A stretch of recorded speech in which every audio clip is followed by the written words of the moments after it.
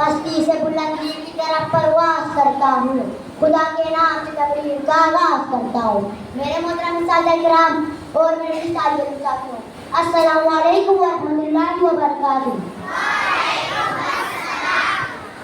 آج مجھے جس موضوع سخن پر نقل کا موقع ملا ہے وہ سیرت امام جعفر صادق علیہ السلام ہے، تو میں اپنی تقریر کو اس شعر سے شروع کرتا ہوں۔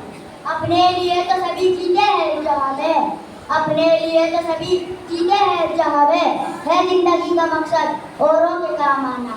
سامعین محترم، امام جعفر صادق علیہ السلام اپنے دادا امام زین العابدین کی طرح رات کی تاریکی میں فقیروں کی مدد کرتے تھے، حالانکہ خود آپ کو پہچانتے بھی رہے تھے۔